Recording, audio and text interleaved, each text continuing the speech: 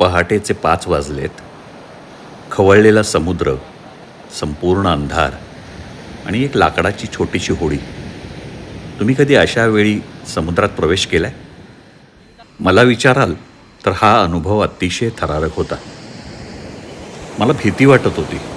मला माहीत नाही मी काय हा प्रयोग करत होतो. पुन्हा एकदा एक पारंपरिक पद्धतीने होणारी मासेमारी बघण्यासाठी मी समुद्रामध्ये घुसत होतो.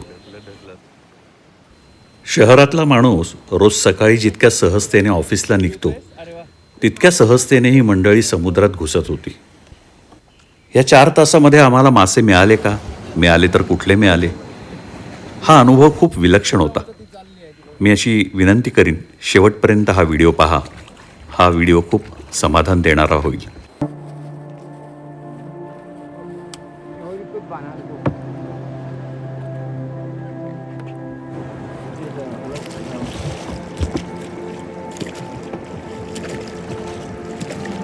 लाईट का लावलाय?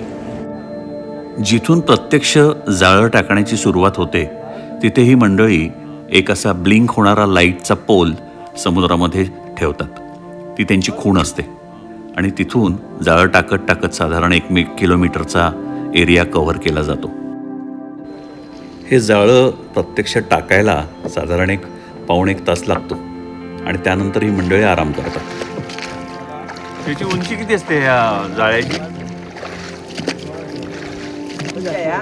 एक 10 फूट 12 फूट. रापण मासेमारीमध्ये वेगवेगळे संघ असतात. 40-50 जणांचे संघ समुद्रामध्ये उतरतात आणि मासे विक्री करतात, पकडतात. पण इथे छोटे छोटे कुटुंब आपल्या होड्या, आपली जाळी घेऊन समुद्रामध्ये येतात. एक प्रकारचा फॅमिली बिझनेस आहे हा. रापण मासेमारीवरील थरारक अनुभव जर तुम्हाला बघायचा असेल तर मी लिंक डिस्क्रिप्शनमध्ये देऊन ठेवतो. सवडीने पहा. ह्या लोकांसाठी हे काम रोजचं होतं, सवयीचं होतं. पण माझ्यासाठी हा अनुभव अतिशय थ्रिलिंग होता. पहाटेचा अंधार, खालून होडीला बसणारे समुद्राचे जे लाटांचे फटके आणि थंडगार वारा यांनी मी असा जीव मुठीत घेऊन बसलो होतो. हे कसं आहे, ही मच्छी हे कळत नाही, स्टॉक नसतो. ही मच्छीमारी झाल्यानंतर लगेच घरातली जी हे असते ना, तावरण म्हणतात विकणाऱ्याला. ती काय करणार, आता बंदरावर येणार बोट लागल्यानंतर आणि ती सगळी मच्छी घेऊन बाजारात जाणार. अच्छा. म्हणजे बर्फात ठेवा नंतर ती विका असं नाही, ताजंच आहे. साधारण तासभर जाळं टाकून झाल्यानंतर ही मंडळी थोडी रिलॅक्स होतात, उजाडायची वाट पाहतात. आणि एकदा उजाडलं की मग पुढची प्रोसेस सुरू होते. आमच्या छान गप्पा सुरू झाल्या आणि मी त्या गप्पांमधनं त्यांचं सगळ्यांचं जीवन जाणून घेत होतो. पण जेव्हा तुमच्यावर प्रसंग येतो ना, त्यावेळी तुमचा दुश्मन कोण, काय कोण, हे सगळं विसरून गाव एकत्र असतो. अच्छा. असं आहे.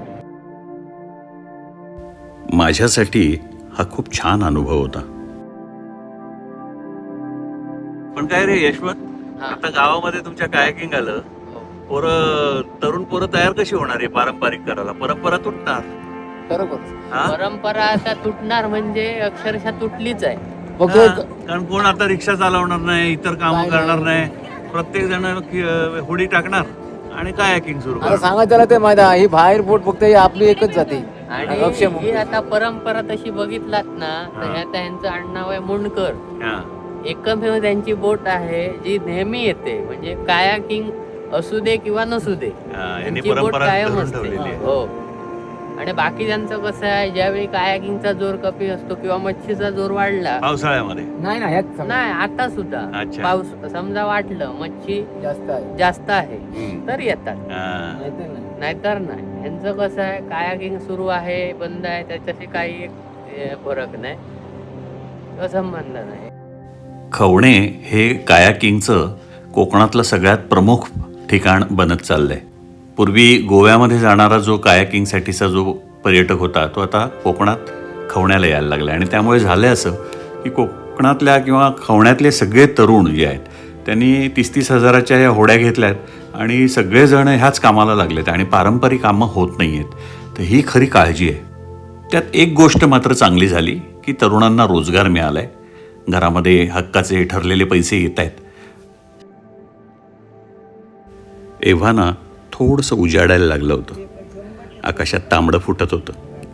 थंडगार वारे मला त्रास देत होते, म्हणून एकाने स्वतःची न मागता कानटोपी काढून मला दिली.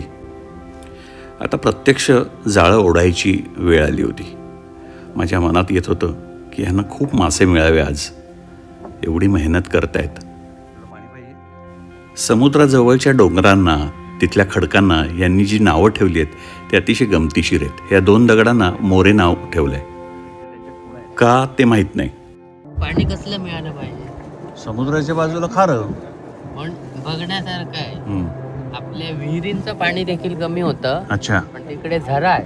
हां. त्या झऱ्याचं पाणी अगदी मे महिन्यात सुद्धा तेवढ्याच फोर्सने वाहत असतो 24 तास. अच्छा. आणि समुद्र इथे आहे ना, हां. तर समुद्राच्या जरा नजीकच आहे, एकदम जवळ. आणि गोडं पाणी. आणि गोडं पाणी. बघ. पाणी कुठून येतंय कोणाला माहित नाही, पण 24 तास चालू असतं. हां. आणि पाणी एवढं स्वच्छ आहे, हां. आम्ही पितो सुद्धा. यशवंत म्हणाला, इथून बाहेर पडल्यावर आपण त्या झऱ्याकडे जाऊया. तुम्हाला तो अनुभव खूप म्हणजे खूप आवडेल. डोंगरावरच्या त्या झऱ्याजवळचे 2 तास मी माझ्या आयुष्यात कधीच विसरू शकणार नाही असे होते. हा यशवंत कोळंबकर या 20 वर्षाच्या तरुणाने माझं मन जिंकलं. त्याचं या निसर्गाने दिलेलं त्याचं जे नॉलेज आहे ते बघून मी थक्क झालो. त्याला सगळ्या छोट्या छोट्या गोष्टी माहिती होत्या आणि मला तो इतक्या छान पद्धतीने सांगत होता. यशवंत कोकणातल्या प्रत्येक तरुणाचं प्रतिनिधित्व करत होता असं मला वाटलं.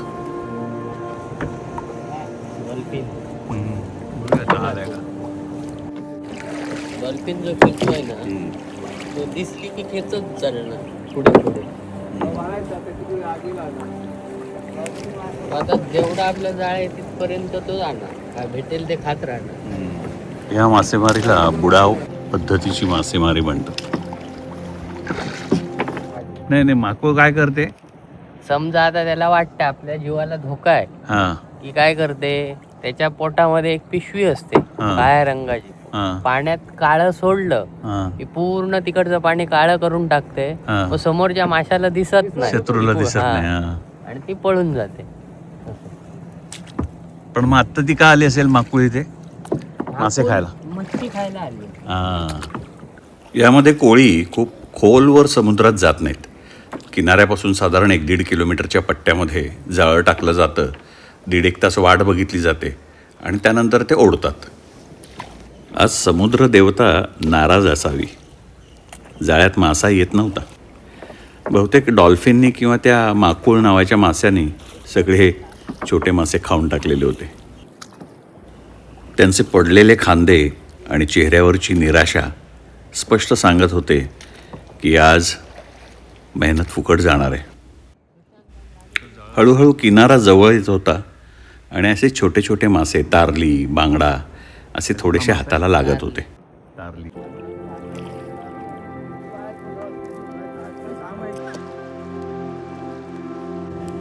हा जेलीफिश आमच्या होडीजवळ सारखा येत होता.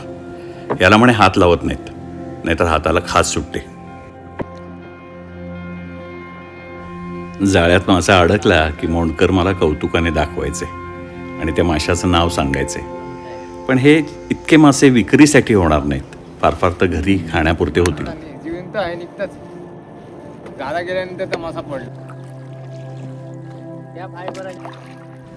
जंगलामध्ये गेल्यावर नाही का सगळं दिसलं, पण वाघ जर दिसला नाही तर मन खट्टू होतं.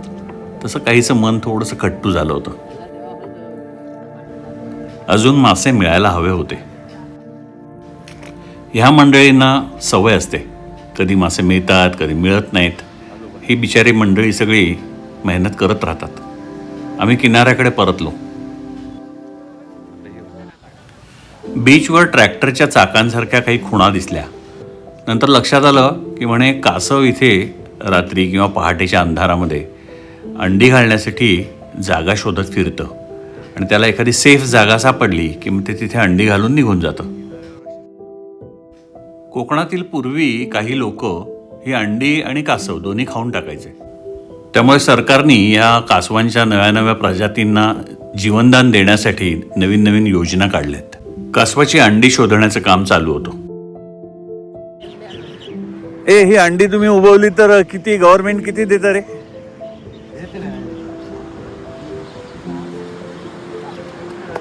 25,000 संगोपन करायला पाहिजे. हा 65 दिवस त्याची देखरेख करायला पाहिजे. काय आणलंस? बांगडा आणि तारली.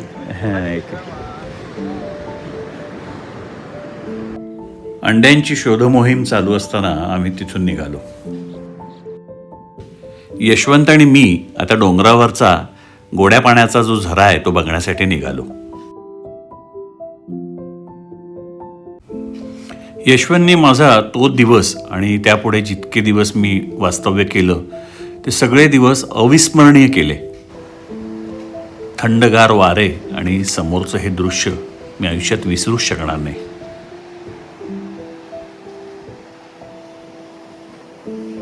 फिशिंग करतात हा. काय करतात? हुक फिशिंग म्हणजे हे गळ टाकून. गळ टाकून फिशिंग इकडे काय सुंदर निसर्ग आहे.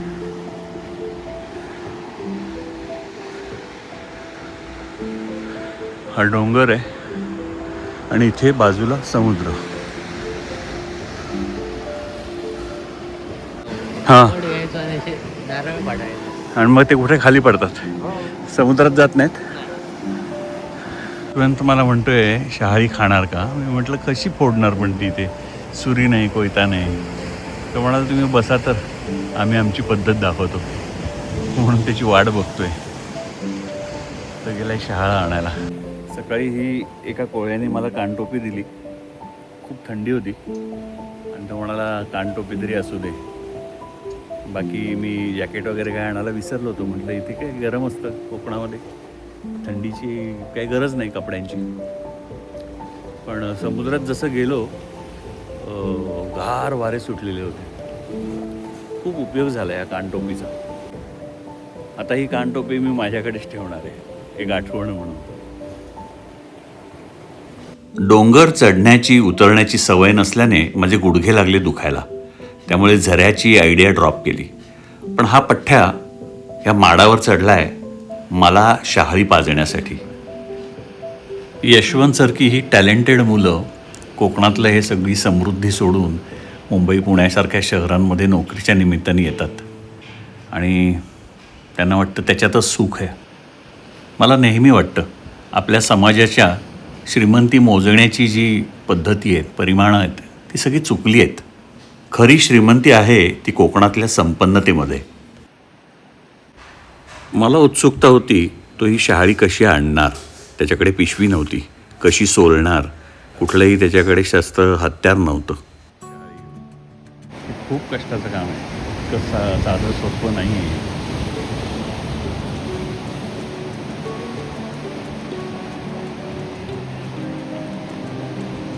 अरे केवढे कष्ट केलेस तू.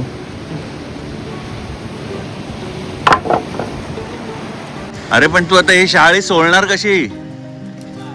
हा काठीनी कसं काय? पहिलं ह्याच्यातलं पाणी काढूया.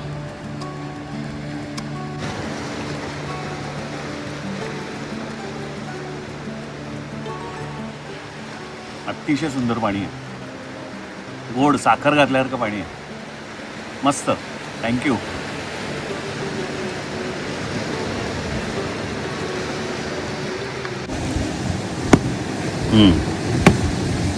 गोल हा फटका मारून झाला ना, आता गोल फिरवायचं. हम्म. काय आहे असं जसं सोलतात ना हा. ती सोडणं आहे.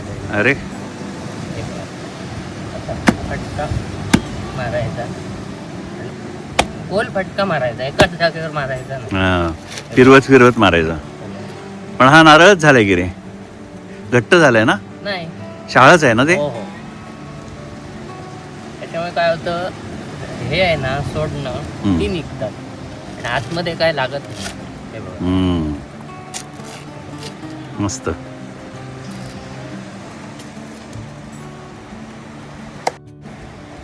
ही मलाही तो कशी काढतोय बघा. हे बघा. शाळेच्या वरचं एक साल त्यांनी घेतलं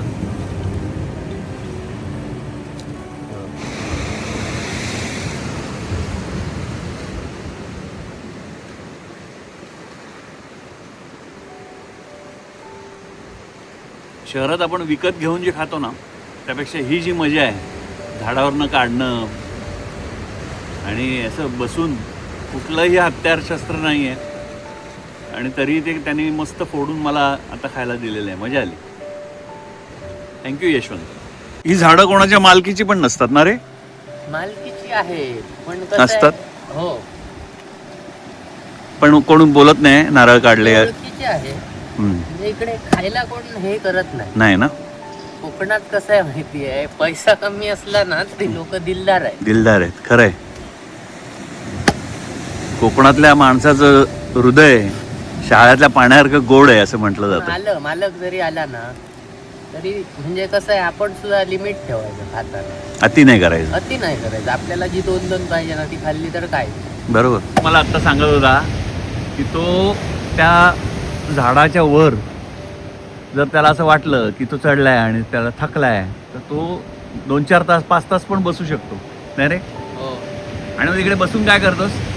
काय नाही, झावळांमध्ये गेल्यानंतर बसायला जागा असते, मग तिकडे बसू शकतो. आणि मग तिथेच शाळी तोड. हो, तोडून खाऊ शकतो. हो. आता जशी दाखवली हां. तशी तिकडे छोटीशी काठी घेऊन जायची सोबत. अच्छा. तिकडे पण फोडून मस्त खाऊ शकतो. म्हणजे नारळाच्या झाडावर चढणंच कठीण वाटतं आम्हाला. तिथे तू वर जाऊन बसून शांतपणे 2-4 तास काढून नारळ खाऊन बसू शकतोस. हो, लहानपणापासूनच आम्हाला सवय होती. आमचा खेळताना चेंडूवर राहिला हां. की तो काढायला चढावं लागायचं. हां. रोज कसे 3-4 चेंडू तरी जायचे वरती, हां. खूप माडाची झाडं असल्यामुळे. मग अच्छा, काय सिक्सर करायचं? मारला की वरती हां. बॉल गेला वरती. वरती गेला की मग हां. तसाच राहायचा. आता कोण बॉल घ्यायचा नाही, सगळे मिळून बॉल घ्यायचे. हां. सगळे मिळून पैसे काढायचे आणि बॉल घ्यायचे. मग तोच बॉल समजा हरवला तर तेव्हा एवढे काय पैसे कोणाकडे नव्हते की लगेच गेला आणि बॉल आणायचा. आणि हां. मिळायचा पण कुठे, लांब बाजारात जावं लागायचं. मग तोपर्यंत खेळ होणार नाही.